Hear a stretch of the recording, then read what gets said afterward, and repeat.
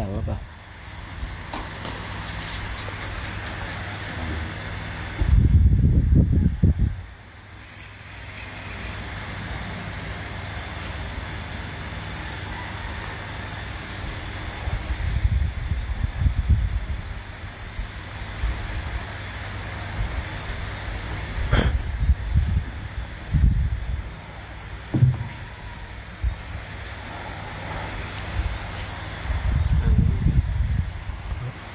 ได้อยู่แค่นี้แหละ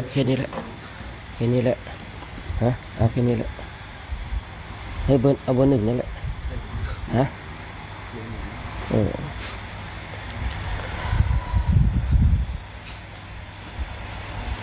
เจริญสุขสวัสดีเนาะนักปฏิบัติธรรมทุกท่านช่วงเช้าแบบนี้ก็ได้เวลาที่เราทั้งหลายจะได้มาร่วมกันสร้างความเพียรสร้างเหตุสร้างปัจจัยในสิ่งที่นักปราชญ์ทั้งหลายทรงสรรเสริญหรือว่าพระพุทธเจ้าทรงสรรเสริญบัณฑิตนักปราชญ์ทั้งหลายยกย่องว่าการทำเช่นนี้เป็นสิ่งที่ดีการส่งเสริมคนทำความดีเป็นสิ่งที่เราควรส่งเสริมบุคคลใดยกย่องบุคคลที่ควรยกย่องบุคคลนั้นย่อมมีแต่ความเจริญมีแต่ความผาสุกบุคคลใดยกย่องกับบุคคลนี้ไม่ควรยกย่องบุคคลนั้นย่อมเสื่อมจากธรรมทั้งหลายฉะนั้นชีวิตของพวกเรานี่เป็นชีวิตที่จะต้องแยกแยะให้ออกเราต้องใช้สติใช้ปัญญาในการแยกแยะในสิ่งทั้งหลายคือทุกคนเป็นคนดีหมดนะแต่คนดีนั้นอย่างเช่นโจรผู้ร้ายเนี่ยก็เป็นคนดีในสายตาของลูกเมียของเขาแต่ไม่ใช่เป็นคนดีตามแบบฉบับของพระพุทธศาสนาถ้าเราพูดคุยถึงเรื่องคนดีคือในสายตาของคนนี่บางทีก็คือใครดีกับเขาคนนั้นก็คือเป็นคนดีเนาะอย่างที่ว่าโจรผู้ร้ายที่ไปฉกชิงวิ่งราวคนอื่นในสายตาคนอื่นก็เป็นคนไม่ดีแต่ในสายตาคนในครอบครัวเช่นลูกเมียก็เป็นคนดีคือมาตรฐานวัดของคนดีเนี่ยคือต้องเอาศีลเอาธรรมเข้ามาเราต้องมีศีลมีธรรมเนี่ยมันเป็นเครื่องวัดในคุณงามความดีของคนถ้าเราเอาความใกล้ชิดมาวัดความดีของคนนี่อย่างที่ได้กล่าวไว้นั่นแหละว่าพวกโจรผู้ร้ายนักฉกชิงวิ่งราวเนี่ยลูกเมียเขาใกล้ชิดเขาก็เป็นคนดีโจรผู้ร้ายผู้ฉกชิงวิ่งราวนี่ก็หาทรัพย์มาเลี้ยงครอบครัว คนที่อยู่ใกล้ชิดเขาก็มองว่าเป็นคนดีนะฉะนั้นอย่างที่ได้กล่าวไว้ว่าเราต้องเอาศีลเอาธรรมเนี่ยมาเป็นเครื่องวัดเนี่ยความดีของคนถ้าเราเอาความใกล้ชิดมาวัดความดีของคนนี่มันก็อย่างที่ได้กล่าวไว้เมื่อสักครู่นี้คนเราก็จะมีศีลมีธรรมได้นั้นเนี่ยเราจะต้องทำด้วยตัวของเราศีลห้าก็ดีศีลแปดก็ดีอย่างญาติโยมเนี่ยอุตส่าห์เนาะมีความภาคเพียรมาอยู่วัดมาสมาทานศีลแปดมางดเว้นในสิ่งต่างๆก่อนหน้านั้นเราเคยจะทำสิ่งต่างๆด้วยความชอบอกชอบใจทำอย่างไรก็ได้แต่พอเรามาสมาทานศีลแปดเราก็ต้องมีความระมัดระวังเพราะอย่างที่ได้กล่าวไว้เนี่ยศีลเนี่ยเมื่อเรารักษาในเบื้องต้นเรารักษาศีลก่อนเมื่อเรารักษาแล้วศีลก็จะตามมารักษาเราที่ก็มีคำว่ายาคาที่จับไม่ดีย่อมบาดมือฉันใดการที่เราเนี่ยมาสมาทานศีลตั้งแต่ศีลห้าศีลแปดศีลสิบศีล227เนี่ยถ้าเราเนี่ยรักษาศีลนั้นก็มีคุณมีประโยชน์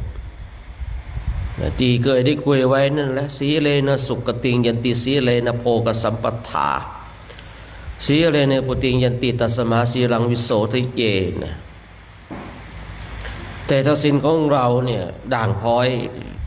เนี่ยก็เหมือนกับเราเอามือของเราไปจับยาขาถ้าไม่ดีจับไม่ดีแล้วยาขาย่อมบาดมือชั้นใดก็ชั้นนั้นเนี่ยศีลเองก็เหมือนกันแล้วเราทำไมต้องมารักษาล่ะแล้วเราทำไมต้องมาสมาทานล่ะคือเราต้องยกระดับจิตของเราให้มันสูงที่เคยได้ยินอะไรว่าคนพัฒนาจากคนมาเป็นมนุษย์จากมนุษย์แล้วมาเป็นอริยะหรือที่ก็บอกว่าปุถุชนกัลยาณปุถุชนแต่ปุถุชนธรรมดาเป็นผู้ที่ไม่ได้ศึกษาแต่กัลยาณปุถุชนนั้นเป็นผู้ที่ศึกษา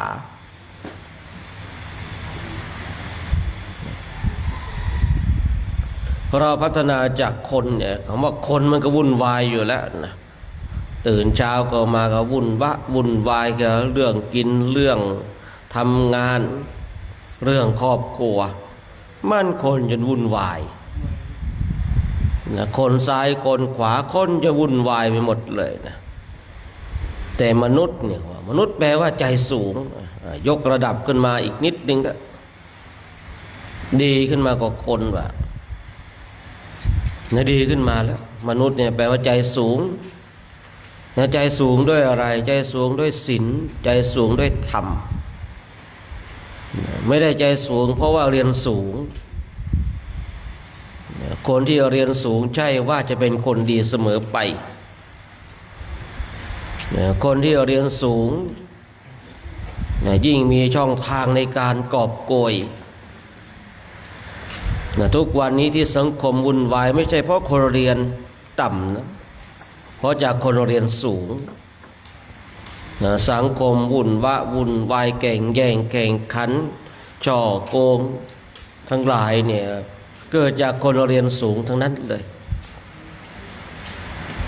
คือการศึกษาทางโลกเนี่ยไม่สามารถที่จะปรับให้บุคคลนั้นเป็นคนดีได้อันนี้ไม่ได้ดูถูกการศึกษานะแต่กำลังจะพูดคุยถึงความเป็นจริงว่าการศึกษาทางโลกเนี่ยไม่ใช่จะวัดความดีหรือว่าส่งเสริมให้คนเป็นคนดีได้ที่เราได้ยินข่าวเห็นข่าวก็คนมีความรู้ทั้งนั้นแหละจบปริญญาตรีโทเอก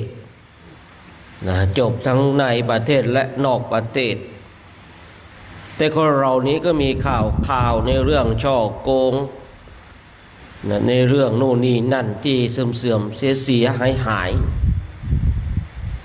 ตาสีตาสายายมีตามาทั้งหลายนี่ก็แทบจะไม่ได้ทำอะไรเสื่อมเสียเลยฉะนั้นความรู้ทางโลกไม่ใช่เครื่องการันตีของเป็นคนของการเป็นคนดีแล้วก็ใบปริญญาขอประทานใบนักธรรมตรีโทเอกใบการันตีที่ไปสอบผ่านตั้งแต่ประโยค2ประโยค3 4 6 7 8 9นี่อันนี้ก็ไม่ใช่เครื่องวัดเครื่องการันตีว่าเป็นคนดีนะขอประทานอภัยที่ต้องกล่าวเช่นนี้นะผู้พูดเองเนาะในสมัยก่อนเนี่ยนั่งแท็กซี่ที่กรุงเทพมหานครแท็กซี่เนี่ยเขารู้หมดเลยนะว่าโอ้วัดนั้นวัดนี้ นะพระมหาทั้งนั้นออกเที่ยวกันนะเขาว่านะเนี่ยนะจริงเท็จยังไงก็ไม่ได้เห็นด้วยตาแต่ได้ยินด้วยหูนะแต่ก็พอที่จะเข้าใจได้เนาะเพราะว่าแท็กซี่เนี่ยเขาขับนะทั้งกลางวันและกลางคืนเนี่ยเขาก็จำได้แล้วบางทีไปส่งหน้าวัดหลังวัดข้างวัดอันนี้ก็ว่ากันไปแต่คุยเช่นนี้ไม่ใช่ว่าจะเป็นกันทุกรูปเนาะแต่ถ้าถามถึงแท็กซี่ในกรุงเทพเขาเหมาทั้งหมดเลยว่างั้นนะอันนี้นะแต่ผู้พูดเองก็สังคมของเรามันย่อมมีคนดีคนไม่ดีปะปนกันไปแต่ผู้พูดเองก็ไม่ได้เหมารวมนะทุกรูปนะทุกคนเนาะแต่ถ้าถามแท็กซี่ในกรุงเทพเนี่ยนะแทบจะทั้งนั้นเลยเขาว่านะอันนี้ก็ว่ากันไปคือใบทั้งหลายกระดาษ1แผ่นเนี่ยไม่ใช่เครื่องการันตีว่าบุคคลนั้นจะเป็นคนดีแต่เครื่องการันตีนะของความดีของคนเราเนี่ยเพียงศีล5นี่ก็เพียงพอละเพียงศีล5แต่ใบที่เขาบอกว่างดเหล้าเข้าพรรษานี่อันนี้ไอ้พวกใบทั้งหลายเนี่ยไอ้ใบการันตีทั้งหลายที่เขาออกให้เนี่ยนะว่างดเหล้าเข้าพรรษางดจริงหรือเปล่าก็ไม่รู้เนาะแม่พอดีพอได้ตุลงกับกงเหมือนกันแหละนะ พอดีพอได้นะอันนี้ก็ว่ากันไปนะ วันหนึ่งนะอันนี้คุยเล่นๆนะผู้พูดเองเนี่ยเอารถไปซ่อมเอารถยนต์ไปซ่อมพวกช่างมันก็คุยกันคนนี้ช่างมาคุยกันเฮ้ยตกเย็นเนี่ยไปกินกันดีกว่าเว้ยอีกคนนึงบอกเฮ้ยอยู่ใกล้ตู้เจ้าไปคุยเรื่องกินเหล้าไอ้หมอนี่ปากไม่ดีครับโอ้ยตู้เจ้ามันก็คงกินเหมือนกันนั่นแหละนะหมายถึงอาตมานะ3 วันเท่านั้นแหละล้นเนี่ยรถเนี่ยไปล้มปากเบิ้ลเลยครับปากเจอเลยนี่บางคนเนี่ยปากไม่ดีนะบางคนเนี่ยปากไม่ดีก็กินเหมือนกันแหละว่ากันนะก็ว่าตัวลุงก็ห่างกันนะตัวลุงก็กินเหมือนกันนั่นแหละว่านะผู้พูดเองว่าเฮ้ยเล่นให้ถูกนะเว้ยเล่นให้เป็นนะเว้ยนะบางคนเล่นได้บางคนเล่นด้วยไม่ได้นะเว้ย3 วันเท่านั้นแหละครับรถไปล้มแหกโค้งปากเบิ้ลเลยครับปากนี่แบบผู้พูดไปเอารถอีกทีเห็นนะสมน้ำหน้าปากไม่ดีนักกันนะคนบางคนนี่ไม่ต้องให้กฎหมายลงโทษนะให้กฎแห่งกรรมลงโทษนี่คือปากของเราก็บอกว่านะเอาละเนี่ยมันเป็นนู่นนี่นั่นทั้งหลายในใจก็สมน้ำหน้าแล้วปากมึงไม่ดีดีนักนะอยู่ดีไม่ว่าดีอยู่ดีไม่ว่าดีนะปากไม่ดีนี่นะก็สมน้ำหน้าแล้วนะ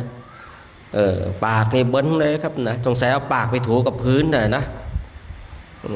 ผู้พูดเห็นนะไปแต่เป็นอะไรมาเนี่ยโยม รถไปแหกโค้งมาหลวงพี่ เนี่ยขณะนั้นเราท่านทั้งหลายเนี่ยไอ้ใบทั้งหลายเนี่ยไม่ใช่เครื่องการันตีเนี่ยแต่บุคคลที่มีศีลเนี่ยนะจะเป็นเครื่องการันตีเนี่ยอย่างที่ได้กล่าวไว้ในหลายวันก่อนนู้นว่าเพียงแต่เรามีศีลห้านี่ก็สบายแล้วนะไม่ต้องถึงศีล8ศีล10ศีล227หรอกเพียงแต่ศีลห้านี่สังคมก็สงบสุขไร้ความวุ่นวายอย่างเราเนี่ยมาฝึกมาฝืนมาหล่อหลอมกันนะบางคนบางท่านก็ศีลห้าก็รักษาอย่างเป็นประจำแล้วพัฒนามาถือศีล8นะบางคนก็ถือศีล8อย่างเป็นประจำพัฒนาเป็นศีล10บางคนก็ศีล10มันน้อยไปพัฒนาจากศีล10เป็นศีล227คือการพัฒนาไปสู่ในทิศทางที่ดีแต่ส่วนพระเราบางทีขอประทานอภัยต้องกล่าวเช่นนี้เนาะโอ้ยศีล227มันเยอะไปเนี่ยนะมรรคผลนิพพานไม่เอาแล้วบวชใหม่ๆก็จะเอาพระอรหันต์อยู่ไปอยู่มาก็ไม่เอาสักอย่างแล้วนะยุ่งยากเหลือเกินศึกไปเป็นคฤหัสถ์ผู้ให้ทานดีกว่าตกต่ำซะแล้วอันนี้ก็ไม่ว่ากันนะคือบางคนพัฒนาตนเองนะให้เป็นบุคคลที่มีศีลมากยิ่งขึ้นไปแต่นะบางคนนี่ก็มีศีลดีแล้วนะแต่ว่าก็เป็นบุคคลที่เบื่อหน่ายในศีลของตนเอง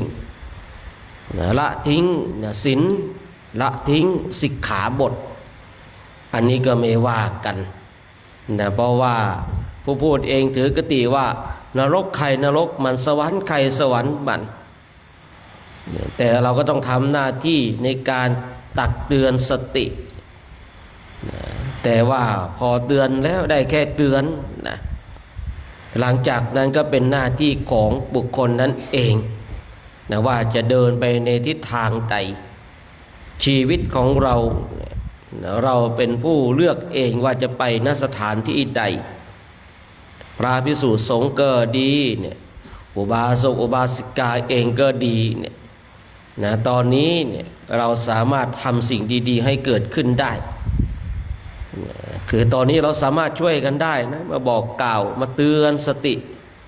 แต่หลังจากที่เราตายไปแล้วเนี่ยจะมาเรียกร้องอาจารย์ช่วยด้วยนะไม่ช่วยละนะมาช่วยตอนมีชีวิตมีลมหายใจเนี่ยดีที่สุดละสัตว์ทั้งหลายเนี่ยที่ตายไปแล้วได้รับความทุกข์ทรมานก็จะเรียกร้องนะว่าช่วยด้วยช่วยไม่ได้แล้วนะเพราะอะไรแต่ตอนมีชีวิตอยู่ตนเองยังไม่ขนขวายเลยนะตอนมีชีวิตอยู่ตัวเองก็ไม่ขนขวายเลยตายไปแล้วใครจะไปช่วยได้ใช่หรือเปล่าฉะนั้นก็ฝากไว้ให้เราท่านทั้งหลายเนี่ยเป็นผู้ที่มีศีลมีธรรมใบทั้งหลายเนี่ยไม่ใช่เครื่องการันตีว่าเป็นคนดีแต่บุคคลใดเนี่ยมีเพียงศีล5เนี่ยมีธรรมประจำจิตประจำใจนี่เป็นเครื่องการันตีว่าบุคคลนั้นเป็นคนดีคนดีของคนเรานี่ได้กล่าวไว้ว่าเราอย่าเอาความใกล้ชิดของคนมาวัดว่าบุคคลนั้นเป็นคนดีเราจะต้องเอาศีลเอาธรรมเป็นเครื่องวัดเนาะฉะนั้นชาววันนี้ก็คงจะพร้อมนะอาจารย์กรรมก็คงจะพร้อมแล้วลูกกรรมก็คงจะพร้อมแล้วเนาะก็นิมนต์นะครับผม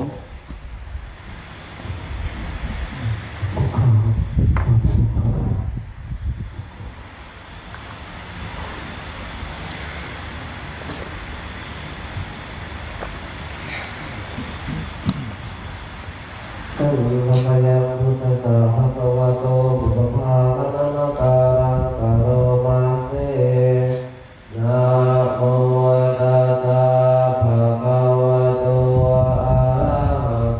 โต สาอาปัตติโยอาปัจจิอาปฏิปริยตังเอกจังชานามิเอกจังนาชานามินาติปริยตังเอกจังชานามิเอกจังนาชานามิอาปฏิปริยตังเอกจังสารามิเอกจังนาสารามินาติปริยตังเอกจังสารามิเอกจังนาสารามิอาปฏิปริยเตเอกเตเวมัตติโกเอกเตวิเพมัตติโกราติปริยเตเอกเตเวมัตติโกเอกเตนิเพมัตติโกโสหังสังฆังกาสังอาปัตตินังสุทันตะปริวาสังยาจิตัสสเมสังโฆกาสังอาปัตตินังสุทันตะปริวาสังอาภาสิโสหังปริวุฒะปริวาโสสังฆังกาสังอาปัตตินังสารตังมานะตังยาจิตัสสเมสังโฆกาสังอาปัตตินังสารตังมานะตังอาภาสิโสหังมานะตังสรามิเวทยามหังคันเตเวทยาตีติมังสังโฆทาเรตุเอาฮะนะเอาก็ว่ากล่าวผิดทักท้วงเอาเริ่มต้นไหมนะเอาโซหังใหม่เลยก็ได้นะ โสหังสังฆังกาสังอาปัตตินังสุทัตตะปริวาสังยาจิตัสสเมสังโฆ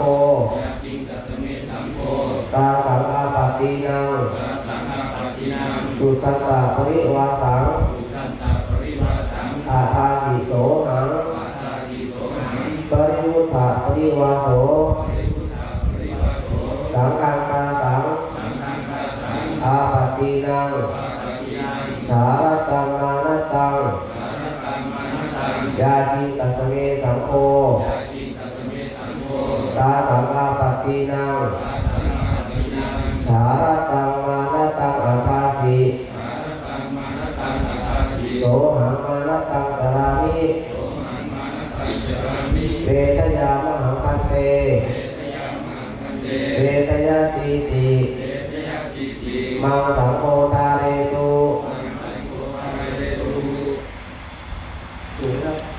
โอเคเนาะอ้าว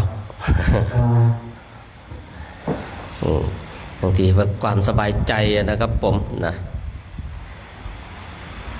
เราเริ่มต้นใหม่ได้อยู่แล้วนะเพื่อความสบายใจนะครับผมนะต่อไปเดี๋ยวเราจะได้ร่วมกันทำวัดสวดมนต์นะ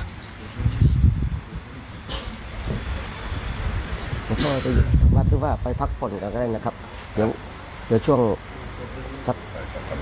ครับผมสัก8:15วันนี้เดี๋ยวนิมนต์หลวงพ่อเทศเนาะหลวงพ่อสวยเดี๋ยวนี้8:15เดี๋ยวนิมนต์หลวงพ่อเทศเนาะ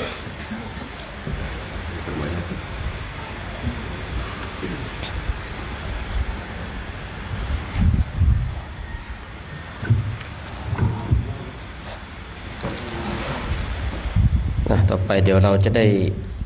รวมกันทำวัดสวดมนต์ในช่วงภาคเช้าของวันนี้เนาะการสวดมนต์ไหว้พระก็เป็นสิ่งที่เราพึงกระทำกันเนาะ สวดมนต์ไปเราก็เอาจิตของเราไปอยู่กับน้ำมนต์ที่เราได้สวดนะก็เป็นการฝึกสตินะฝึกสัมปชัญญะเราก็จะได้ก่อให้เกิดนะสมาธิได้เหมือนกันนะต่อไปเราท่านทั้งหลายก็จะได้กราบพระพร้อมกันนะพร้อมกันแล้วกราบ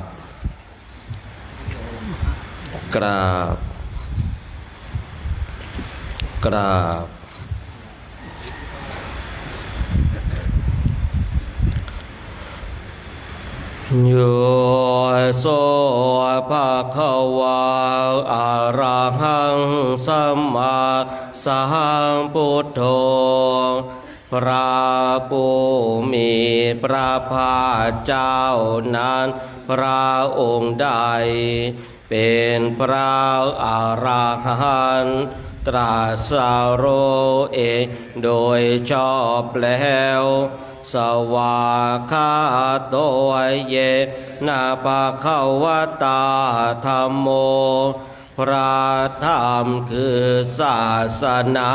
ที่พระผู้มีพระภาคเจ้านั้นพระองค์ใดตรัสไว้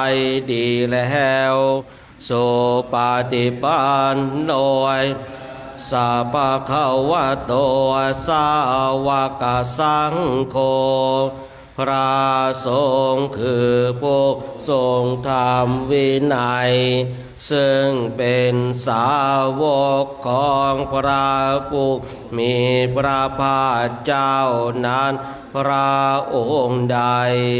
เป็นผู้ปฏิบัติดีแล้ว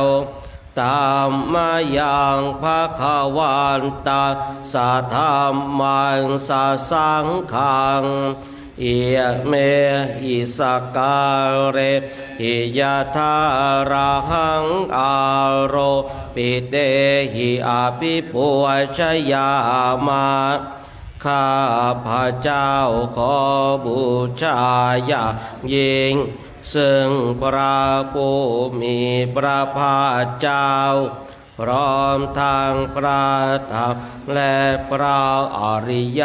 สงฆ์เจ้าทั้งหลายด้วยเครื่องสักการะเหล่านี้ข้า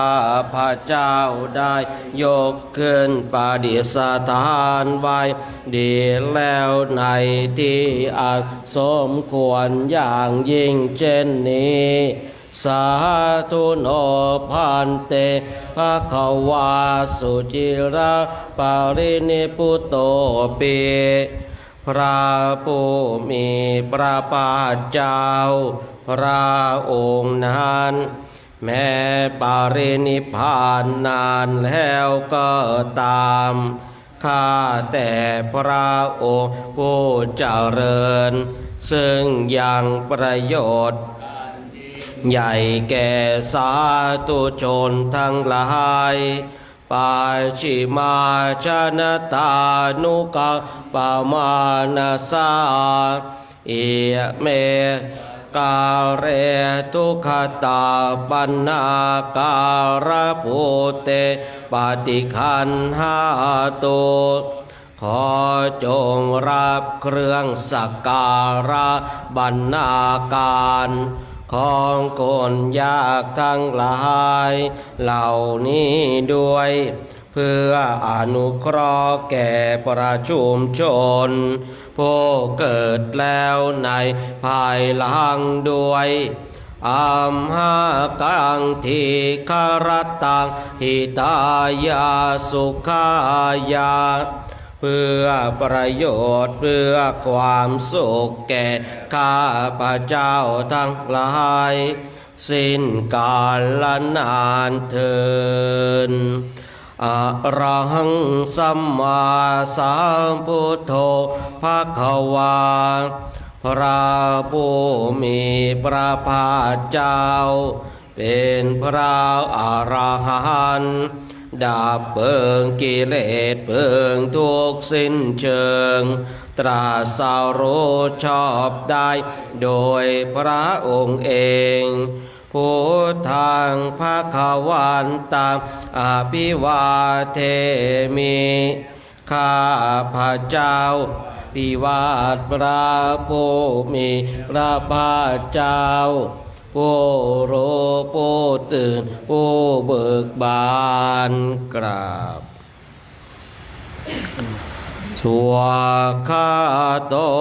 ภะคะวะตาธัมโมพระธรรมเป็นธรรมที่พระผู้มีพระภาคเจ้าตรัสไว้ดีแล้วธัมมังนามัสสามิข้าพระเจ้าสักการพระธรรมกราบสุปฏิปันโนภะคะวะโตสาวกสังโฆพระสงฆ์สาวกของพระผู้มีพระภาคเจ้าปฏิบัติดีแล้วสังฆังนามามิข้าพระเจ้าขอนอบน้อมพระสงฆ์กราบหันดมหิยังบุตตสาภะคะวะโตบุปภาคณมการังกโรมะเสนะโมตัสสะภะคะวะโตอะระหะโตสัมมาสัมพุทธัสสะนะโมตัสสะภะคะวะโตอะระหะโตสัมมาสัมพุทธัสสะนะโมตัสสะภะคะวะโตอะระหะโตสัมมาสัมพุทธัสสะขอนอบน้อมแด่พระผู้มีพระภาคเจ้าพระองค์นั้นซึ่งเป็นผู้ไกลจากกิเลสตรัสรู้ชอบได้โดยพระองค์เองเปิดหนังสือหน้าต่อไปนะหันดมหิยังพุทธาภิตุติงกะโรมะเสโยโสตถาคโตพระตถาคตเจ้านั้นพระองค์ใดอะระหังเป็นผู้ไกลจากกิเลสสัมมาสัมพุทโธเป็นผู้ตรัสรู้ชอบได้โดยพระองค์เองวิชาจารณสัมปันโนเป็นผู้ถึงพร้อมด้วยวิชาและจารณะสุขโตเป็นผู้ไปแล้วด้วยดีโลกาวิทูเป็นผู้รู้โลกอย่างแจ่มแจ้งอนุตตโรปุริสธรรมสารถิเป็นผู้มาฝึกบุรุษที่สมควรฝึกได้อย่าไม่มีใครยิ่งกว่าสัทธาเทวมนุษย์สานังเป็นครูผู้สอนของเทวดาและมนุษย์ทั้งหลายพุทโธเป็นผู้รู้ผู้ตื่นผู้เบิกบานด้วยธรรมภคะวาเป็นผู้มีความจำเริญจำแนกธรรมสั่งสอนสัตว์โยอิมังโลกังสะเทวะสมารักังสัพพะมะกังสัสมานะพระมณิงปัจจังสะเทวามโนสังสายังอภิญญาสัจจิกาตวะปะเวเทเสผู้มีพระภาคเจ้าพระองค์ใด ได้ทรงทำความดับทุกข์ให้แจ้งด้วยพระปัญญาอันยิ่งเองแล้วทรงสอนโลกนี้พร้อมทั้งเทวดามารพรหมและหมู่สัตว์พร้อมทั้งสมณพราหมณ์พร้อมทั้งเทวดาและมนุษย์ให้รู้ตามโยธรรมังเทเสสิพระผู้มีพระภาคเจ้าพระองค์ใด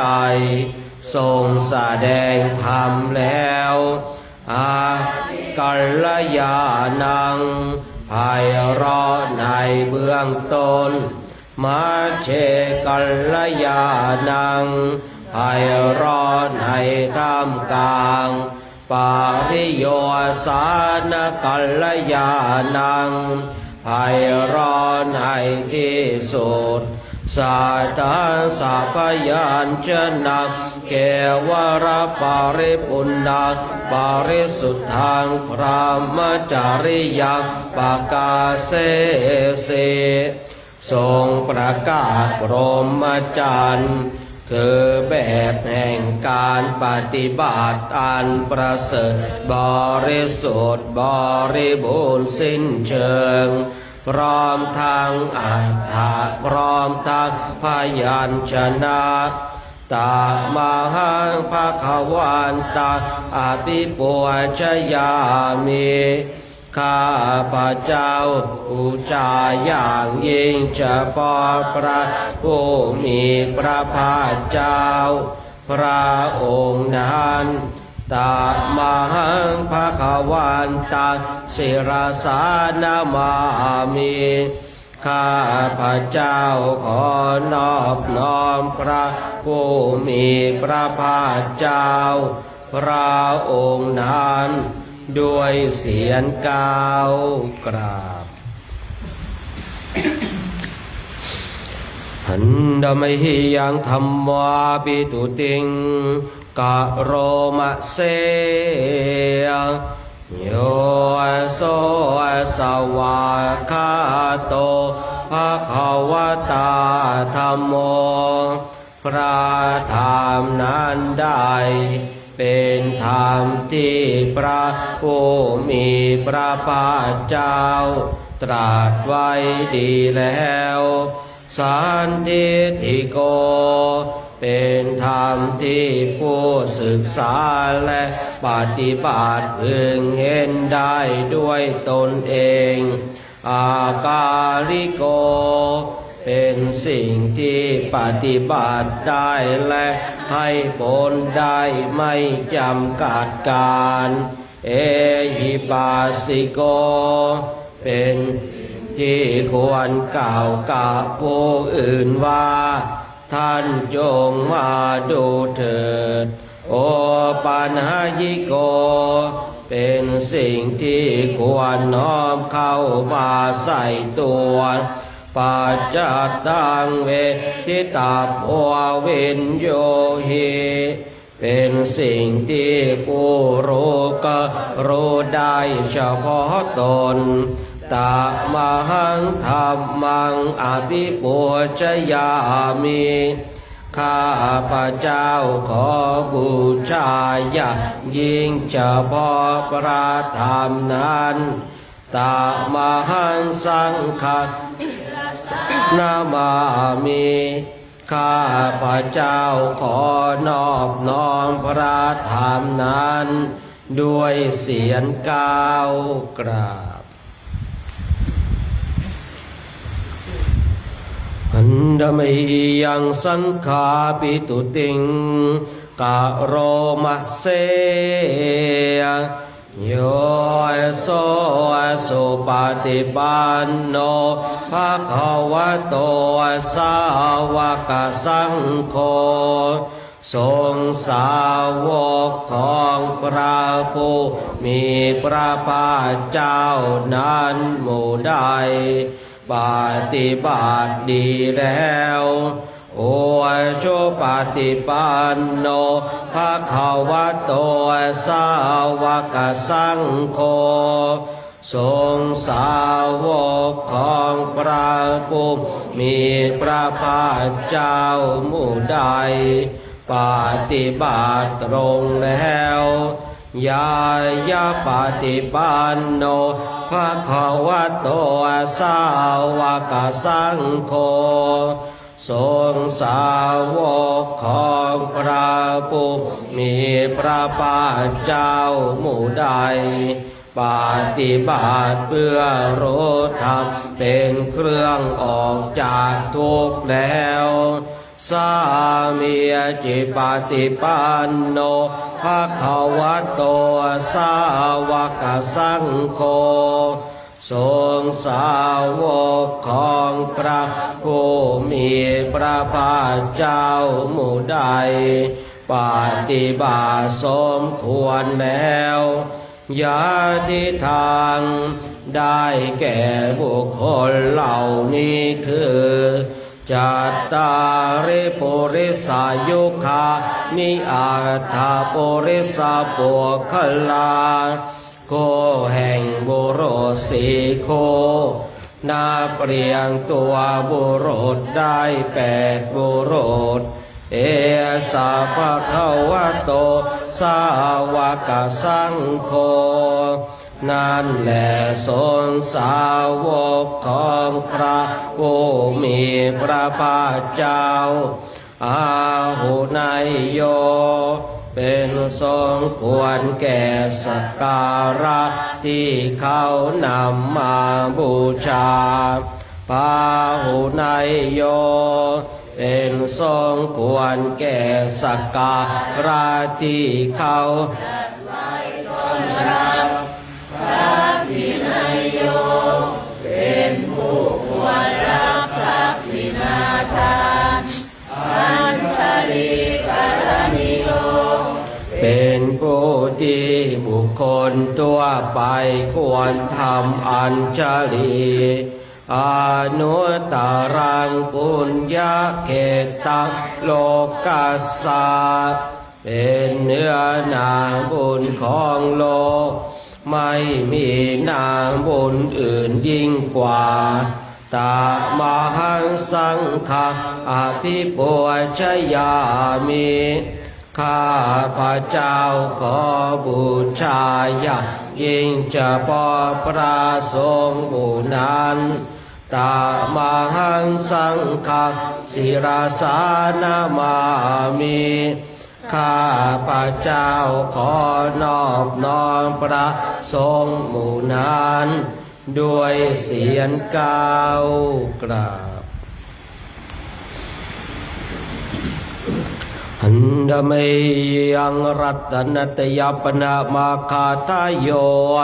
เจวะสังเวกปริกิตนาปาทันจะหันหามะเสพุทโธสุสุโธกรุณามหันนาโวพระพุทธเจ้าผู้บริสุทธิ์มีพระกรุณาจุดห่วงมหันนบโยจันตสุทาภรยานโลจโน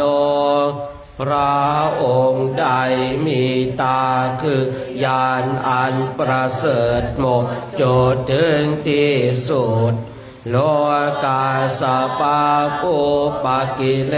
สขาตะโก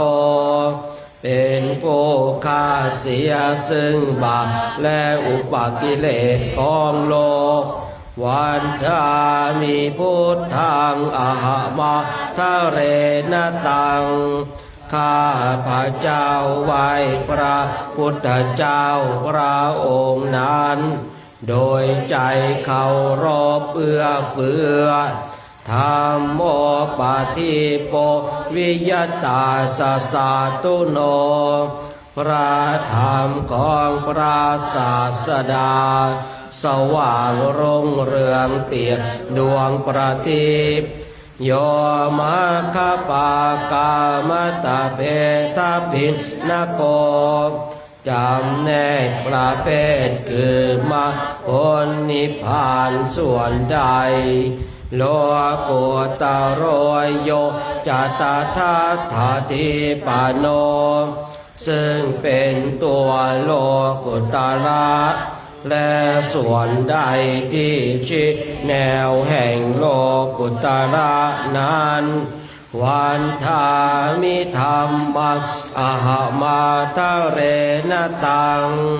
ข้าพระเจ้าขอไหว้พระธรรมนั้นโดยใจเคารพเอื้อเฟื้อสังโฆสุเขตาปยติเข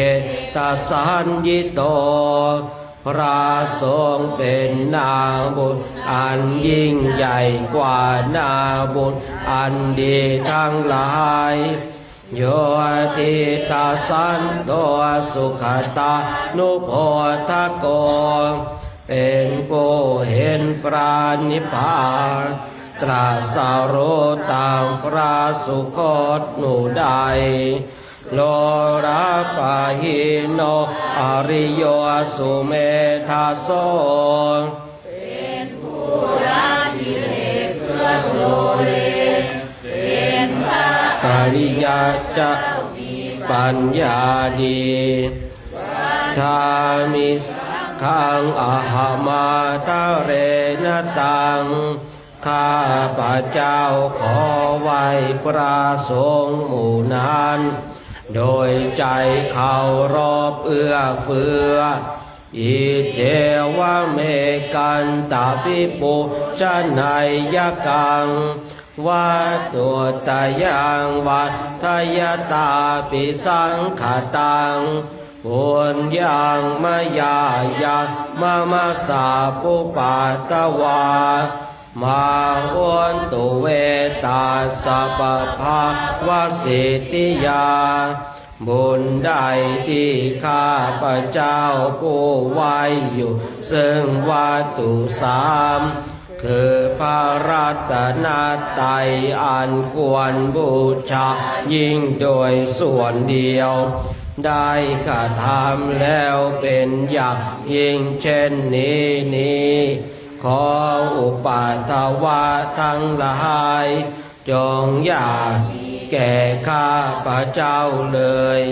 ด้วยอำนาจความสำเร็จอันเกิดจากบุญนั้นอิทาตถาคโตโลเกอุปันโนพระตถาคตเจ้าเกิดขึ้นแล้วในโลกนี้อะระหังสัมมาสัมพุทโธเป็นผู้ไกลจากกิเลสตรัสรู้ชอบได้โดยพระองค์เองธัมโมจะเทสิโตนิยานิโกและพระธรรมที่ทรงแสดงเป็นธรรมเครื่องออกจากทุกข์อุปาสามิโกปารินิพพานิโกเป็นเครื่องสงบกิเลสเป็นไปเพื่อปารินิพพานสัมโพธคามีสุขตังปเวทิโตเป็นไปเพื่อความรู้พร้อมเป็นธรรมที่พระสุคตประกาศมายันตังธรรมะสุตวาเอวังชานามาพวกเราเมื่อได้ฟังธรรมนั้นแล้วจึงได้รู้อย่างนี้ว่าชาติปิทุกขาแม้ความเกิดก็เป็นทุกข์ชราปิทุกขาแม้ความแก่ก็เป็นทุกข์มรณะปิทุกขังแม้ความตายก็เป็นทุกข์โสกปาริเทวตุหะโทมานาสุปายาสาปิทุกขา แม้ความโศกความรำไรรำพันความไม่สบายกายความไม่สบายใจความขับแค้นใจก็เป็นทุกข์อาปิเยหิสัมปโยโคทุกโขความประสบกับจริงไม่เป็นที่รักที่พอใจก็เป็นทุกข์ปิเยหิวิปโยโคทุกโขความปัดปราศจากสิ่งที่เป็นที่รักที่พอใจก็เป็นทุกข์ยามปิชังนรปฏิตามปิทุกขังมีความปรารถนาสิ่งใดไม่ได้สิ่งนั้นนั่นก็เป็นทุกข์สังคิเตนะปัญจุปาทานขันธทุกขาว่าโดยย่ออุปาทานขันธ์ทั้งห้าเป็นตัวทุกข์เสยยาติทางสิ่งเหล่านี้คือโรคอุปาทานขันโธขันธ์อันเป็นที่ตั้งแห่งความยึดมั่นคือรูปเวทนาปาทานขันโธขันธ์อันเป็นที่ตั้งแห่งความยึดมั่นคือเวทนาสัญโยปาทานขันโธขันธ์อันเป็นที่ตั้งแห่งความยึดมั่นคือสัญญาสังขารปาทานขันโธขันธ์อันเป็นที่ตั้งแห่งความยึดมั่นคือสังขารวิญญาณูปาทานขันโธขันธ์อันเป็นที่ตั้งแห่งความยึดมั่นคือวิญญาณเยสังปริญญาญาณเพื่อให้สาวกกำหนดรอบรู้อุปาทานขันธ์เหล่านี้เองทารมาโนโสภควาจึงพระผู้มีพระภาคเจ้านั้นเมื่อยังทรงพระชนอยู่เอวังพระอุรังสาวกเกวิเนติย่อมทรงแนะนำสาวกทั้งหลายเช่นนี้เป็นส่วนมากเอวังภาคาจะปนัสสะภะคะวะโตสาวกเกสุอนุสาสันภะหุราปวัตติหนึ่งคำสั่งสอนของพระผู้มีพระภาคเจ้านั้นย่อมเป็นไปในสาวกทั้งหลายส่วนมากมีส่วนคือการจำแนกอภิว่ารูปังอนิจจังรูปไม่เที่ยงเวทนาอนิจจังเวทนาไม่เที่ยงสัญญาอนิจจาสัญญาไม่เที่ยงสังขาราอนิจจาสังขารไม่เที่ยงวิญญาณังอนิจจังวิญญาณไม่เที่ยงโรปังอนัตตารูปไม่ใช่ตัวตนเวทนาอนัตตาเวทนาไม่ใช่ตัวตนสัญญาอนัตตาสัญญาไม่ใช่ตัวตนสังขาราอนัตตาสังขารไม่ใช่ตัวตนวิญญาณังอนัตตา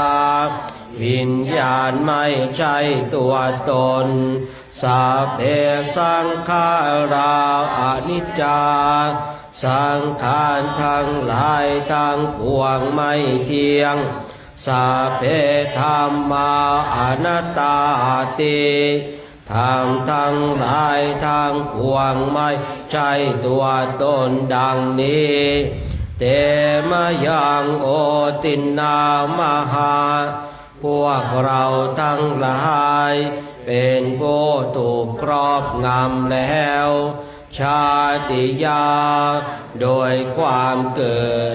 ชรามรณะนาโดยความแก่และความตายโสเกหิปาริเทเวหิโตเกหิโทมานะเสหิอุปายาเสหิโดยความโศกความรำไรรำพันความไม่สบายกายความไม่สบายใจความขาดแคลนใจทั้งหลายทุกโกตินนาเป็นผู้ถูกความทุกข์อย่างเอาแล้วทุกขปาเรตาเป็นผู้มีความทุกข์เป็นเบื้องหน้าแล้วอาเปวนามิมาสเกวราสทุกขขันธาสะอันตกิริยาปัญญาเยธาติทำจะไหนการทำที่สุดแห่งกองทุกข์ทั้งสิ้นนี้พึงปรากฏชัดแก่เราได้จิราปารินิพุตัมปิตังภคะวันตังอุทิสอรหันตังสัมมาสัมพุทธังเราทั้งหลายอุทิศเฉพาะพระผู้มีพระภาคเจ้าผู้ไกลจากกิเลสตรัสรู้ชอบได้โดยพระองค์เองแม้ปรินิพพานนานแล้วพระองค์นั้นสัทธาอาคารัสมะอนาคาริยังปาปจิตาเป็นผู้มีศรัทธาออกบวชจากเรือนไม่เกี่ยวข้องด้วยเรือนแล้วตาสามิภะคะวาติพระมจาริยาจารามาประพฤติอยู่ซึ่งพรหมจรรย์พระองค์นั้นภิกขุนางสิกขาสาเชวสัมมาปันนาถึงพร้อมด้วยสิกขาและธรรมเป็นเครื่องเลี้ยงชีวิตของภิกษุทั้งหลายตังโนปรามจาริยาอิมาสเก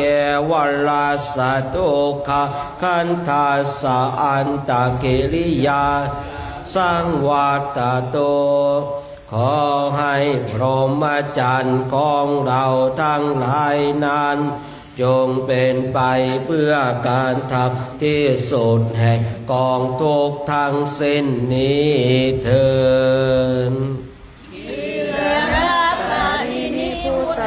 ปิตังภะคะวันตังสารนังคัจฉาเราทั้งหลายพูดถึงแล้วซึ่งพระผู้มีพระภาคเจ้าแม้ปรินิพพานนานแล้วพระองค์นั้นเป็นสารณะทั้งนั้นจะสังฆัญจะถึงพระธรรมด้วยถึงพระสงฆ์ด้วยตัสสะภะคะวะโตสาสนังยถาสติยถาภรังมานาสิกโรมาอนุปฏิปทามาจะทำในใจอยู่ปฏิบัติตามอยู่ซึ่งคำสั่งสอนของพระผู้มีพระภาคเจ้านั้นตามสติกำลังสาสาโนปฏิปติขอให้การปฏิบัตินั้นของเราทั้งหลายอิมาสเกวราสทุกขขันธาสะอันตกิริยายสังวัตตุจงเป็นไปเพื่อการทำที่สุดแห่งกองทุกข์ทั้งสิ้นนี้เถิดเปิดหนังสือไปหน้าที่37นะปาราสุตตคาถา หน้าที่37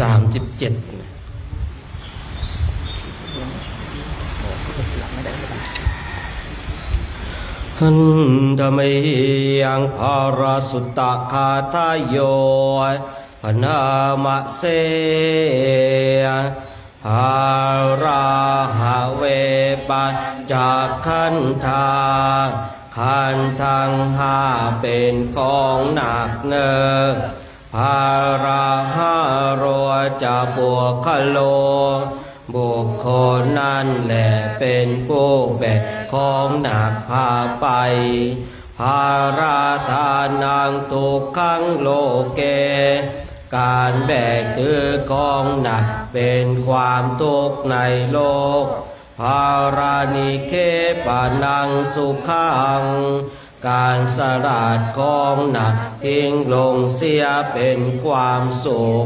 นิคิปิตวาคารงภารังพระอริยเจ้าสลัดทิ้งของหนักลงเสียแล้วอันยังภารังอนาทิยาทั้งไม่หยิบช่วยเอาของหนักอันอื่นขึ้นมาอีกสามุรังตันนังอาภุยหาก็เป็นผู้ตอนตัณหาขึ้นได้กระทั่งราคนิชาโตปรินิพุโตเป็นผู้หมดสิ่งปรารถนาดับสนิทไม่มีส่วนเหลือเปิดหนังสือหน้าต่อไปหันดามยังทาวติงสาการะปะทังปนามะเสอายังโคเมกายโยกายของเรานี้แลโอทางปาทัตตาราเบื้องบนแต่พื้นเท้าขึ้นมาอาโทเกสมัทธกาเบื้องต่ำแต่ปลายผมลงไปตาจะปริยันโตมีนางวมอยู่เป็นที่สุดรอบปุโรนานะปะการาสะอสุจิโนเต็มไปด้วยของไม่สะอาดมีประการต่างๆอาทิมาสมิงกาเยมีอยู่ในกายนี้เกสาผมทั้งหลายโลมาขนทั้งหลายนาคาเล็บทั้งหลายทันตาฟันทั้งหลายตาโจนางมังสังเนื้อนาหาโรเอ็นทั้งหลายอาทิกระดูกทั้งหลายอาทิมิชังเยื่อในกระดูกวักกังมามหาทยังหัวใจยากานังตับกิโลมะกังพังผืดปีหากังไตปาภาสังปอดอันตังไส้ใหญ่อันตะคุณังไส้น้อยโอทาริยังอาหารใหม่กาเรสังอาหารเก่าปิตังน้ำดีเสมหังน้ำสะเลดบุปโปน้ำนองโลหิตังน้ำเลือดเสโทน้ำเหงื่อเมโทน้ำคนอาสุน้ำตาวาสาน้ำมันเลวเคโรน้ำลายสิงขานิกาน้ำโมลาสิกาน้ำไขคอมุตตังน้ำโมดมัทะเกมัทะลุงทังเยื่อบ้านสมองในกระโหลกศีรษะเอวามายังเมกายโย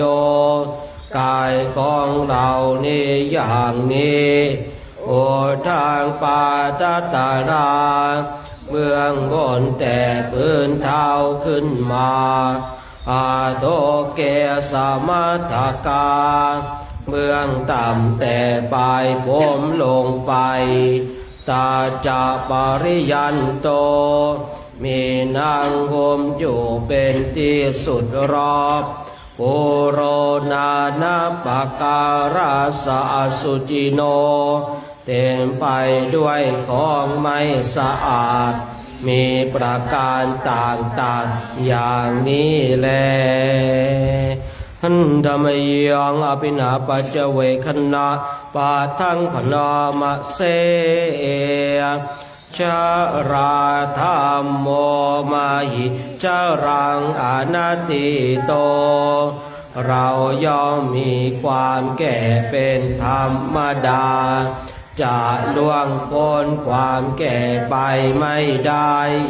พยาธิธรรมโมมาหิพยังอนัตติโตเราย่อมมีความเจ็บไข้เป็นธรรมดาจะล่วงพ้นความเจ็บไข้ไปไม่ได้มรณะธรรมโมมาหิมรณะอนัตติโตเรามีความตายเป็นธรรมดาจะล่วงพ้นจากความตายไปไม่ได้สัพเพหิเมปิเยหิมนาเปหินานาภาโววินาภาโวเราจำต้องละเว้นความเป็นต่างๆคือว่าจำต้องพัดพรากจากสัตว์สังขารจากของอันเป็นที่รักที่จำเริญใจทั้งสิ้นทั้งปวงไปกามาสโกมหิเราย่อมมีกามเป็นของตนกามทายาโตเราย่อมมีกามเป็นทายาทคือมีกามเป็นผู้ติดตามให้ผลกามโยนีเรามีกามเป็นแดนเกิดคือมีกรรมเป็นผู้นำไปเกิดในถิ่นที่ต่างกันกามพันโตเรามีกรรมเป็นเผ่าพันธุ์และพวกพ้องกามปฏิสารโนเรามีกรรมเป็นเครื่องยุยงส่งเสริมเป็นที่พึ่งที่อาศัยยังกามังการิสา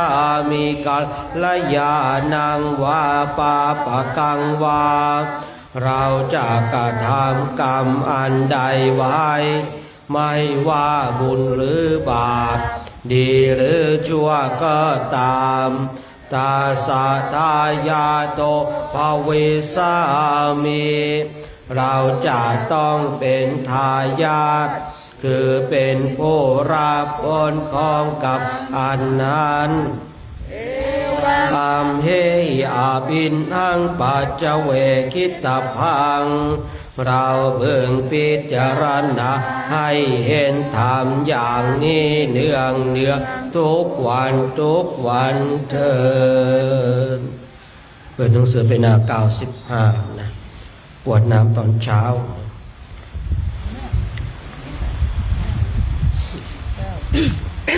95ปวดน้ำตอนเช้า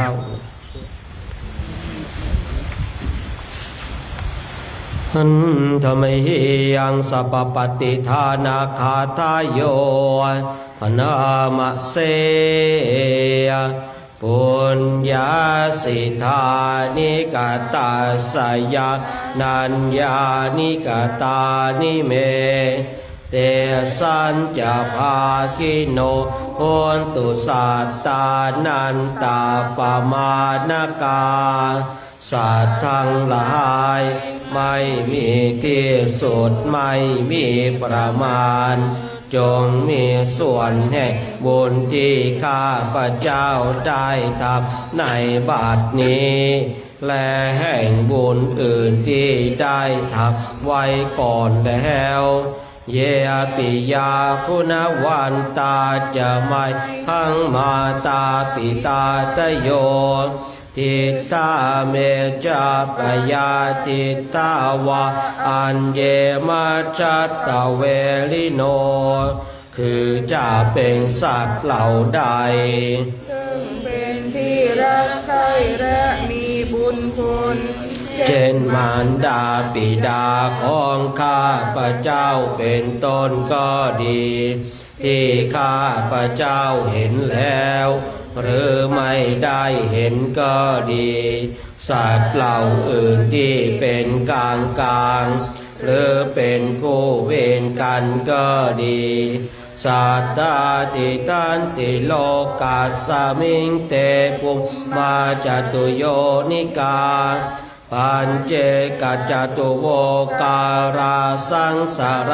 ตาปวาปเวสัตว์ทั้งหลายตั้งอยู่ในโลก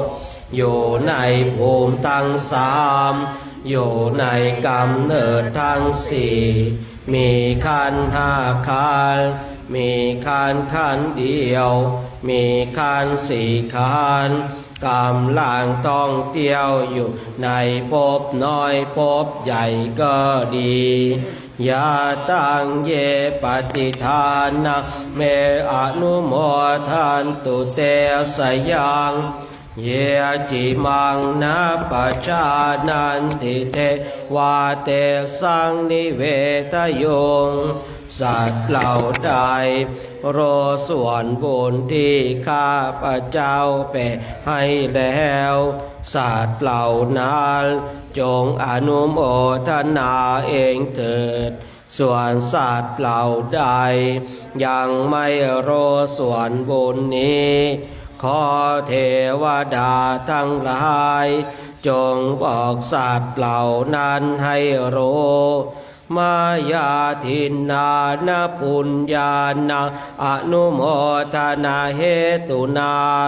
สัพเพสัตตาสัทธาโหนตุอเวราสุขาชีวิโนเขมาปะทานจะปาปนตุเตสาสาชิชตังสุภาเพราะเหตุที่ได้อนุโมทนาส่วนบุญที่ข้าพระเจ้าแผ่ให้แล้วสัตว์ทั้งหลายทั้งปวงจงเป็นผู้ไม่มีเวรอยู่เป็นสุขทุกเมื่อจงถึงบทอันเกษมกล่าวคือพระนิพพานความปรารถนาที่ดีงามของสัตว์เหล่านั้นจงสำเร็จเถิ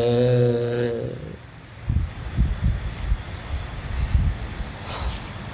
ต่อไปอาราธนาพระกรรมฐานพุทธาราธนานังธรรมาราธนานังสังฆาราธนานังอาปมาโนพุทโธอาปมาโนธัมโมอาปมาโนสังโฆนะโมพุทธายะนะโมธัมมายะนะโมสังฆายะพุทโธเมนะโธธัมโมเมนะโธสังโฆเมนะโธพุทธบูชาธัมมบูชาสังฆบูชานิพพานะปัจจโยโหตุ ข้าพระเจ้าทั้งหลายขออาราธนาคุณพระพุทธคุณพระธรรม อันมิได้มาเป็นที่พึ่งที่ระลึกถึงจงช่วยอภิบาลรักษากายวาจาใจของข้าพระเจ้าทั้งหลายให้ตั้งมั่นอยู่ด้วยธรรมเจริญไปด้วยธรรมพร้อมทั้งให้เจริญด้วยสติปัญญาญาณ เป็น อันเป็นเรื่องพ้นทุกข์ ให้ถึงซึ่งสันติสุขเป็นผู้รู้ผู้ตื่นผู้เบิกบานโดยไพบูลย์ทุกประการและจงยังประโยชน์ให้ถึงพร้อมทั้งส่วนตนบุคคลอื่นชีวิตอื่นอันเป็นเกิดแก่เจ็บตายด้วยการทั้งหมดทั้งสิ้นตลอดกาลนานเถิ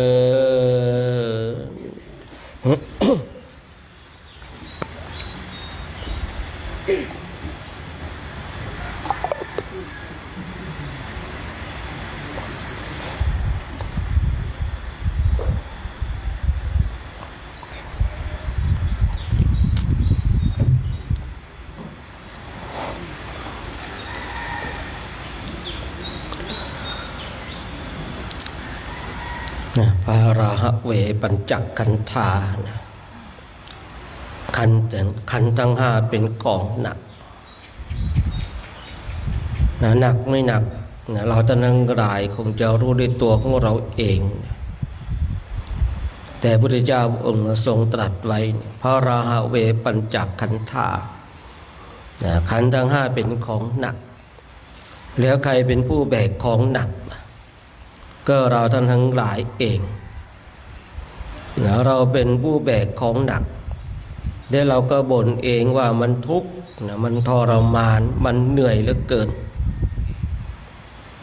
แต่พระอริยเจ้านั้นวางลงแล้วนะไม่แบกไม่ถือไม่ยึดในขันธ์ห้านี้นะส่วนปุถุชนคนธรรมดานั้นเนี่ยย่อมยึดในขันธ์ห้าแบกในขันธ์ห้ายึดติดในขันธ์ห้าบางคนบางท่านนั้นเนี่ยยึดในขันธ์ห้าของตนเองไม่พอไปเพิ่มอีกห้าขันธ์เช่นบางคนเนี่ยเป็นผู้ชายเนี่ยก็ไปเพิ่มขันธ์ห้าโดยการมีภรรยาของตนเองมีห้าขันธ์ก็เพิ่มไป5 ขันธ์10 ขันธ์ละอยู่กันไปอยู่กันมาไปเพิ่มอีก5 ขันธ์ไปเพิ่มอีก5 ขันธ์เป็น15 ขันธ์เป็น20 ขันธ์ขนาดขันธ์ของตนเองก็ทุกข์อยู่แล้วแต่ยังไปเพิ่มขันธ์5ของบุคคลอื่นเข้ามาในชีวิตอีกและก็ยากเหลือเกินที่จะวางภาระลงได้คนทั้งหลายเลยต้องมีความทุกข์กับขันธ์ห้าของตนเองและขันธ์ห้าของบุคคลอื่นบางคนบางท่านมีสามีก็ทุกข์เพราะสามีทุกข์เพราะขันธ์ห้าของสามีบางคนมีภรรยาก็ทุกข์เพราะภรรยาเพราะมีขันธ์ห้าของภรรยาบางคนก็มีลูก2 คน3 คนก็เพิ่มความทุกข์ไปอีกพระพุทธเจ้าพระองค์ได้ทรงตรัสไว้ชัดเจนพระราหะเวปัญจขันธาขันธ์ทั้ง5เป็นของหนักแล้วเราจะทำอย่างไรล่ะที่จะวางขันธ์ทั้ง5ลงได้เราก็ต้องพิจารณาโดยแยบคายบางคนบางท่านบอกว่าบุคคลที่ออกบวชเนี่ยเป็นบุคคลที่เห็นแก่ตัวบางทีก็ลามไปถึงเจ้าชายสิทธัตถะมหาโพธิสัตว์โน่นในคราวที่พระองค์เนี่ยยังไม่ได้ออกบวชมีพระนางพิมพามีราหุลราชกุมารพอเจ้าชายสิทธัตถะมหาโพธิสัตว์นั้นเห็นณเวลานั้นเห็นแล้วว่าขันธ์ห้าของตนเองเป็นทุกข์แต่ในกระบวนการที่ว่าเป็นขันธ์ห้าเป็นทุกข์นั้นคือยังไม่ได้เข้าสู่กระบวนการอย่างแท้จริงแต่รู้รู้ว่าทุกข์รู้ว่ามีภรรยาแล้วก็ทุกข์ยิ่งได้ลูกแล้วยิ่งรู้อีกว่าทุกข์ไปใหญ่อีกลูกของตนเองเลยชื่อว่าราหุลบ่วงเกิดขึ้นแล้วพ ภาระเกิดขึ้นแล้วความหนักเกิดขึ้นแล้วนะเพราะว่าอย่างที่ได้กล่าวไว้เมื่อตอนต้นว่าของเราเองเนี่ยมีขันธ์ห้า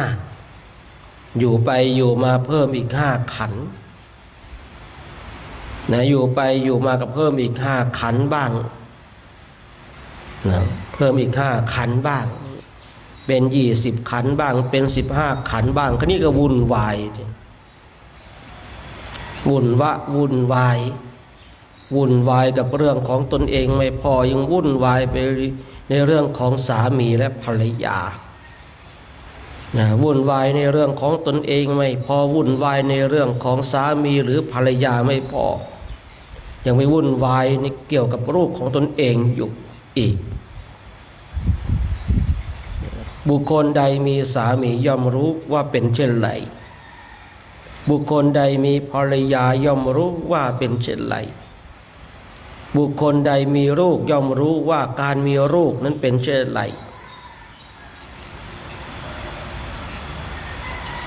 ผู้ที่มีสิ่งเหล่านี้ย่อมแจ้งประจักษ์ด้วยตัวเองว่ามันทุกข์หรือว่ามันสุขมันทุกข์มากหรือว่ามันสุขมากมันสุขมากหรือว่ามันทุกข์มากนะตอนเป็นเด็กก็อยากจะโตพอเติบโตแล้วก็อยากกลายไปเป็นเด็กนะพอเป็นหนุ่มสาวก็อยากจะมีครอบครัวพอมีครอบครัวแล้วก็อยากจะทิ้งครอบครัวมันก็เป็นเช่นนี้นะตอนเป็นเด็กเราอยากจะเติบโตคิดว่าความเป็นผู้ใหญ่เนี่ยคงจะมีความสุขแต่พอเราเติบโตเป็นผู้ใหญ่ที่ไหนได้มีเรื่อง108,000 ประการมันมีแต่เรื่องที่ไร้เดียงสาไม่ได้ความสุขของเด็กเนาะกับความสุขของความเป็นผู้ใหญ่เนี่ยแตกต่างกันโดยสิ้นเชิงคราวนี้บางคนบางท่านเนี่ยมีสามีก็ดีมีภรรยาก็ดีภรรยาก็ทุกข์กับภรรยาของตนเองบางคนมีสามีก็ทุกข์กับสามีของตนเองบางคนมีลูกก็ทุกข์เพราะการมีลูกของตนเองอย่างที่ได้กล่าวเมื่อสักครู่นี้ตอนเป็นหนุ่มเป็นสาวก็อยากจะมีคู่ครองคิดว่าการมีคู่ครองแล้วจะมีความสุขมันก็สุขทีแรกสุขประเดียวประดาวแต่ความทุกข์นั้นมีมากกว่ากันประมวลชีวิตลงแล้วชีวิตของคนเราเนี่ยของบุคคลโดยทั่วไปที่ไม่ได้เข้ามาฝึกฝนอบรมมีความทุกข์มากยิ่งกว่าสุขแต่สุขเพียงประเดียวประดาวสุขเพียงชั่วครู่นะเขาก็ดีใจนะเช่นบางคนบางท่านแต่งงานกันแล้วพอมีลูกพอตนเองมีลูกแล้วได้ยินเสียงลูกของตนเองร้องก็ดีได้โอบกอดลูกของตนเองก็ดีมีความสุขดีใจแต่หลังจากนั้นมีแต่ความทุกข์ครั้งคราวใดได้ยินเสียงลูกของตนเองร้องจะมีความทุกข์แหละในวันแรกที่ลูกของตนเองเกิดได้ยินเสียงร้องของลูกของตนเองมีความสุขนะแต่หลังจากนั้นเมื่อใดก็ตามถ้าได้ยินเสียงลูกของตนเองร้องก็จะมีแต่ความทุกข์เพราะว่าการร้องของลูกนั้นบ่งบอกว่าอาจจะไม่สบายอาจจะเป็นโน่นเป็นนี่สารพัดสารเพครั้งคราวใดลูกของตนเองร้องพ่อแม่ย่อมสะเทือนใจและมีความทุกข์ใจพอลูกของตนเองเติบโตขึ้นมานิดหนึ่งก็มีความทุกข์อีกละทุกประการศึกษาเราเรียนกลัวลูกจะศึกษาเราเรียนไม่ได้กลัวสารพัดสารเพก็จะมีความสุขตอนไหนบางทีลูกของตนเองสอบได้เกรดดีมีความสุขนิดนึงมีความสุขแค่นิดนึงแต่ความทุกข์ นะเกิดขึ้นระยะยาวนะต้องดิ้นรนค้นขวายหาตังค์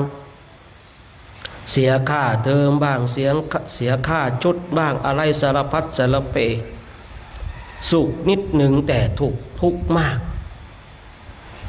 ชีวิตของคนเราเนี่ยมีความทุกข์มากกว่าสุขเราท่านทั้งหลายมาพิจารณาโดยแยบคายแล้วว่าชีวิตของเราเป็นอย่างนั้นหรือเปล่าคราวนี้เราลองมาดูตัวของเราเองว่าคนเราเนี่ยเมื่อเกิดมาวันแรกก็ร้องไห้พร้อมกับกำมือแน่นนะเด็กทารกที่เกิดมาเนี่ยไม่ได้หัวเราะชอบอกชอบใจนะโดยส่วนมากก็กำมือแน่นพร้อมกับร้องไห้ไปด้วยทุกข์อีกแล้วทุกข์อีกแล้วมาพร้อมกับกรรมคือการกระทำอาจจะมาพร้อมกับกรรมดีอาจจะมาพร้อมกับกรรมชั่วนั่นก็แล้วแต่บุคคลนั้นว่าในอดีตสร้างกรรมอันใดไว้มากหรือน้อยอย่างไรในเรื่องของกรรมดีและกรรมชั่วไม่มีเด็กคนไหนที่เกิดมานะบอกสุขจังเลยเนี่ยถ้าว่าไม่มีเลยก็ว่าไม่ได้เนาะเพราะว่าในคราวที่พระมหาโพธิสัตว์อุบัติมีอยู่2-3 ชาติเหมือนกันนะที่เปล่งวาจาออกมาเท่าที่ผู้พูดจำได้ในขณะนี้คือในชาติสุดท้ายและชาติที่เป็นมโหสถบัณฑิตแต่รู้สึกว่าอีกจะมีอีก2-3 ชาตินะแต่จำชื่อไม่ได้นอกนั้นก็มีแต่การร้องห่มร้องไห้เกิดมาแล้วก็ทุกข์เพราะขันธ์5ของตนเองแล้วเราจะทำอย่างไรที่เราจะแบกขอประทานอภัยแล้วเราจะทำอย่างไรที่เราจะวางขันธ์5ลงได้เจ้าชายสิทธัตถะมหาโพธิสัตว์เห็นแล้วจึงออกบวชทิ้งพระนางปิมพาทิ้งราหุลราชกุมารทิ้งขันธ์10 ขันธ์ตอนแรกของตนเองก็มี15 ขันธ์เหมือนกัน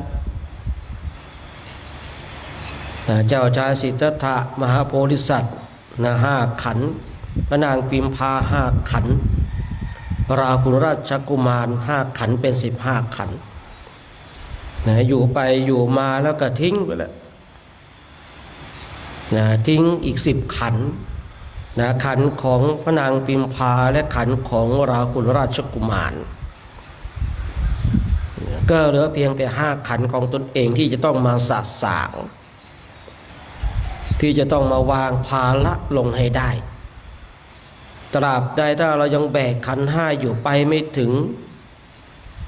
ในมรรคผลนิพพานเส้นทางนี้เป็นเส้นทางอันเอกต้องเดินแต่เพียงผู้เดียวและแบกสิ่งของอื่นไปไม่ได้จะแบกทรัพย์สมบัติเพื่อมรรคผลนิพพานเนี่ยแบกไปไม่ได้จะแบกขันธ์5ไปสู่มรรคผลนิพพานเนี่ยไปไม่ได้จะแบกลูกแบกหลานแบกญาติพี่น้องแบกคนรักแบกคนเกลียดไปมรรคผลนิพพานแบกไปไม่ได้ยิ่งใครแบกยิ่งใครมีภาระมากบุคคลนั้นก็ไปได้ไม่ไกลหรอกท่านทั้งหลายถ้าอุปมาให้ชัดเจนเหมือนกับเราจะเดินทางไกลเดินด้วยเท้าของเราจะเดินทางไกลเรามีสิ่งของมีสิ่งของที่ต้องแบกมากเหลือเกินยิ่งมีของมากเท่าไรเราก็เดินไปได้ไม่ไกลมันเดินได้เหมือนกันนะอาจจะได้2 โล 3 โล 5 โล 10 โลอาจจะได้ถึง20 โลเป็นบางคนแต่ของเรานั้นมันก็หนักเหลือเกินที่เขาบอกว่าบุคคลใดแบกของมีภาระมีของหนักไปไม่ถึงอย่างแน่นอนแ แต่ถ้าบุคคลใดรู้ว่าหนักแล้ววางลงเมื่อรู้ว่าหนักแล้ววางลงเนี่ยบุคคลนั้นก็เบาสบายละ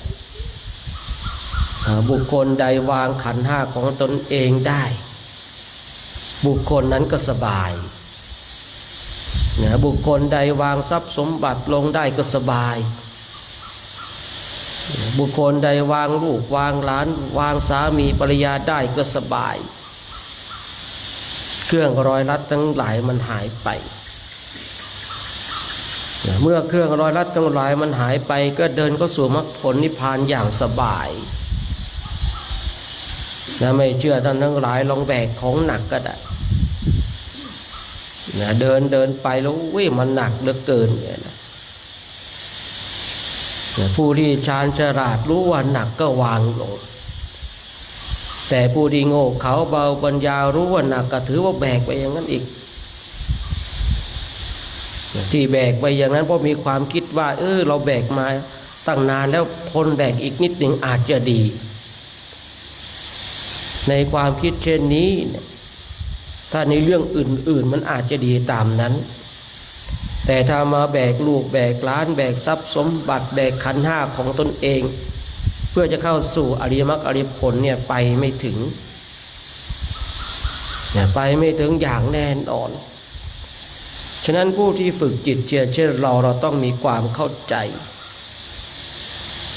ที่เราสวดสาธยายเมื่อสักครู่นี้ว่าพระราหะเวปัญจขันธา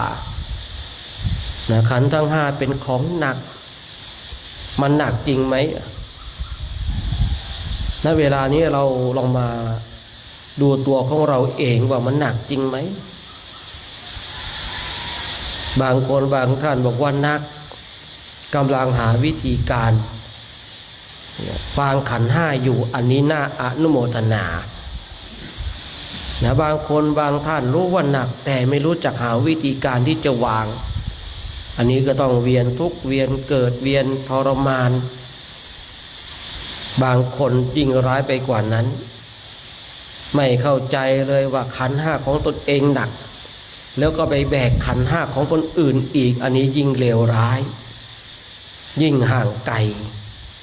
ในอริยมรรคอริยผลคือคุยตรงนี้แล้วท่านทั้งหลายต้องมีความเข้าใจตามความเป็นจริงตรงจุดนี้นะถ้าเราเนี่ยมัวไปแบกขันธ์ห้าของบุคคลอื่นแบกขันธ์ห้าของตนเองหวังในมรรคหวังในผลเนี่ยไปไม่ถึงอย่างแน่นอน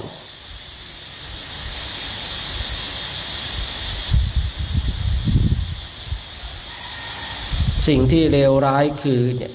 เราแบกขันธ์ห้าของตนเองยังไม่พอไปแบกขันธ์ห้าของบุคคลอื่นอีกไอ้ขันธ์ห้าของตนเองมันก็ทุกข์พออยู่แล้วยังไปแบกขันธ์ห้าของบุคคลอื่นอีกอันนี้ก็เป็นสิ่งที่เลวร้ายนะสำหรับบุคคลที่จะเดินทางเข้าสู่อริยมรรคอริยผลแต่ถ้าว่าเราไม่ได้หวังอริยมรรคอริยผลหวังสร้างบารมีอันนี้ก็พอได้อยู่แต่ท่านทั้งหลายต้องระลึกอยู่เสมอว่าการเกิดทุกคราวเป็นทุกข์ล้ำไปย้ำเตือนไว้ย้ำเตือนสิ่งเหล่านี้ไว้จิตของเรามันจะได้คลายกับเครื่องร้อยรัดทั้งหลายเราจะได้เป็นบุคคลที่เห็นถูกณเวลานี้ถ้าบุคคลใดก็ตามยังยึดขันธ์ห้าของตนเองยังมีภาระในขันธ์ห้าของบุคคลอื่นเขาเรียกว่าเป็นบุคคลที่เห็นผิด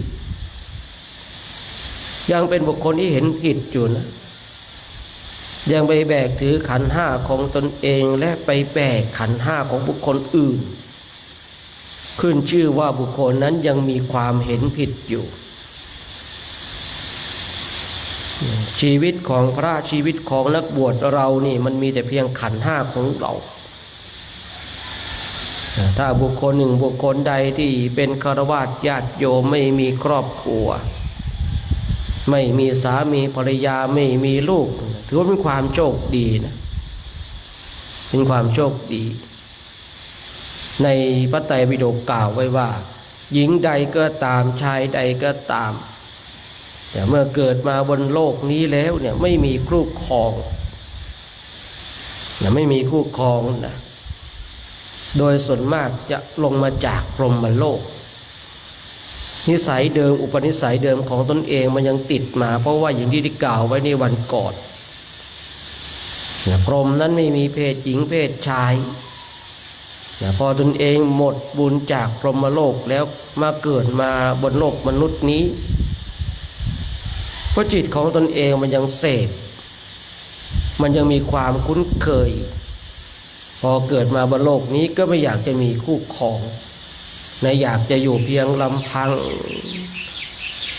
เห็นว่าอยู่เพียงลำพังนั้นมีความสุขมากกว่าการมีครอบครัว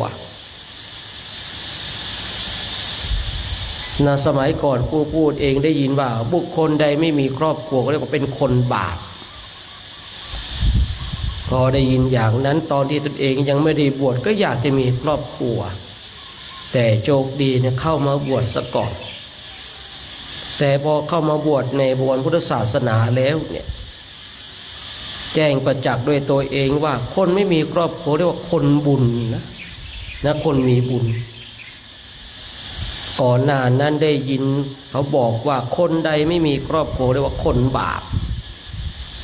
พวกมีบาปพวกมีกรรมเขาว่างั้นนะแต่พอเข้ามาบวชในพุทธศาสนาแล้วเอาแล้วไอ้คำที่เขาบอกไว้เนี่ยผิดซะแล้วไอ้คนที่ไม่มีครอบครัวและคนบุญคนไม่มีเวรไม่มีกรรมบุคคลใดก็ตามไม่ว่าจะเป็นหญิงหรือเป็นชายถ้าในชาตินี้ไม่มีครอบครัวนะโดยส่วนมากจะเกิดมาจากพรหมโลกหมดบุญจากพรหมโลกแล้วมาเกิดมาเป็นมนุษย์แต่หลายๆคนก็มีครอบครัวซะแล้วก็ว่ากันไปตามเหตุตามปัจจัยนั้นชีวิตของเรานี่จะอยู่เช่นไรขึ้นอยู่กับตัวของเราเองมาพิจารณามาแยกแยะมาดูในขันธ์ห้าของเราเนี่ยให้เห็นตามความเป็นจริงว่าสิ่งเหล่านี้เนี่ยมันเป็นของหนักบุคคลใดวางได้ก่อนบุคคลนั้นก็สบายเบาสบายเมื่อเบาสบายแล้วเราก็รู้ชัดด้วยตัวของเราเองว่าเราไม่จำเป็นต้องแบกอีกแล้วที่เขาบอกว่าพระอริยเจ้าไม่แบกของหนักของบุคคลอื่นวางภาระลงแล้วเรารู้ว่าสิ่งนี้เป็นไฟมันร้อนเราจะเข้าไปจับหรือเปล่าก็เหมือนกันเรารู้ว่าขันธ์ห้าเป็นของหนักเมื่อเราวางลงได้แล้วเราก็ไม่หยิบไม่ฉวยไม่จับขึ้นมาอีกให้เป็นภาระเหมือนกัน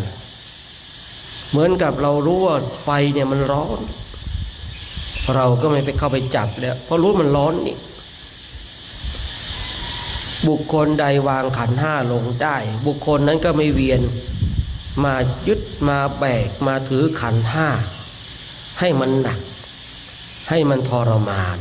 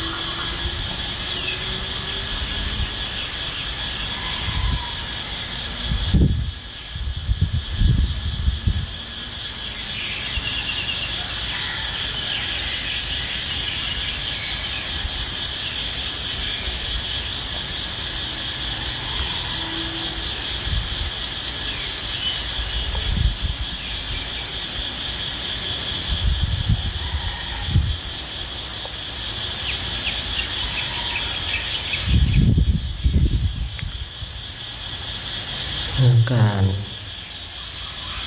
เจริญจิตตภาวนาในช่วงเช้าของวันนี้ก็สมควรแก่เวลาให้ท่านทั้งหลายทำความสึกตัวพร้อมน้อมจิตน้อมใจจิตที่เป็นบุญเป็นกุศลเราจะได้ร่วมกันแผ่เมตตาให้กับสรรพสัตว์ทั้งหลายที่เป็นเพื่อนทุกข์เกิดแก่เจ็บตายของเราสัตว์ใดที่มีความทุกข์ก็ขอให้พ้นจากความทุกข์สัตว์ใดที่มีความสุขก็ขอให้สุขยิ่งขึ้นไปนะ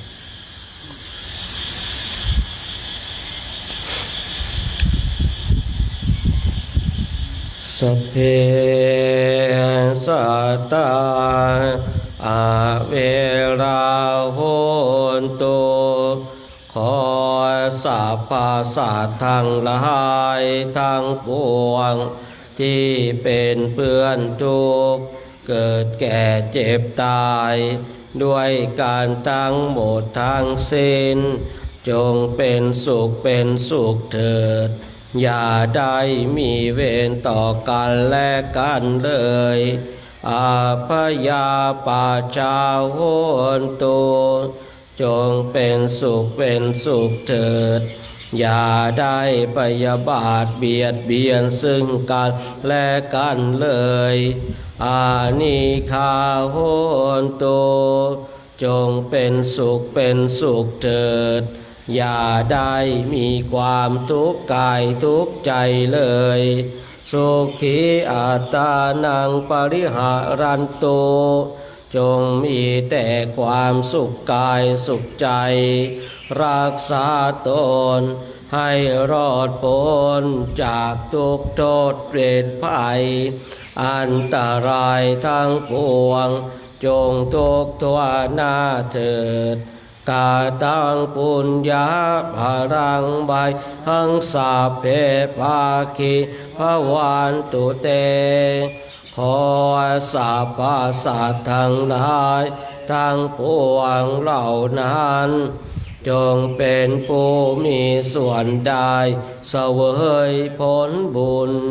ที่ข้าพเจ้าทั้งหลายได้บำเพ็ญแล้วนี้เถิดก็อนุโมทนาบุญกุศลกับเราท่านทั้งหลายกันเนาะในช่วงภาคเช้าของวันนี้เนาะได้มาร่วมกันทำวัดสวดมนต์ร่วมกันเจริญจิตตภาวนาเนาะวันนี้เช้าวันนี้ก็ขออนุโมทนากับท่านเจ้าภาพนะข้าวต้มเนาะนี่เป็นข้าวต้มวันที่8ก็ขออนุโมทนากับญาติธรรมสุขใจเมื่อได้ทำเนาะแล้วก็คุณพนิดาชัยมีกินเนาะแล้วก็คุณอมรรัตน์ศรีบุญเรืองเนาะแล้วก็คุณเมย์คุณพวงเพชรวัฒนโกวินเนาะแล้วก็พร้อมด้วยคณะวัชระโพธิสถานมงคลทันแล้วก็พระสมชายเนาะได้ร่วมกันเป็นเจ้าภาพพระทหารเช้าในช่วงเช้าของวันนี้คือข้าวต้มแล้วก็ขออนุโมทนาบุญใดกุศลใดที่คณะพระภิกษุสงฆ์และผู้ปฏิบัติธรรมกรรมฐานได้ทำก็ขอให้บุญนั้นกุศลนั้นจงนำไปท่านเจ้าภาพทุกคนทุกท่านที่เอ่ยรายชื่อรายนามก็ดีที่ไม่ได้เอ่ยรายชื่อรายนามก็ดีขอให้ท่านเหล่านั้นจงมีความสุขนะมีความสงบมีความร่มเย็นนะคิดสิ่งประการใดที่เป็นไปโดยชอบประกอบในธรรมแล้วก็ขอให้สิ่งนั้นจงสำเร็จด้วยเถิดสัพพโรทาวินิโมโตสาภาสันตาปาวาชิโตสาภาเวรามาติกันโตเนียพุโตจตุวาภาวาสัพพิติโยวิวาชันตุสังภาโรโควินาสตุมาเตภวัตตารายโยสุขิธิคายุโกภวะปิวาทนาสิเลียสานิจาอุทาปจายโนจา ตาโรธามาวาทานติอายุวันโนสุขังภาลังสาธุอนุโมทนาเนาะ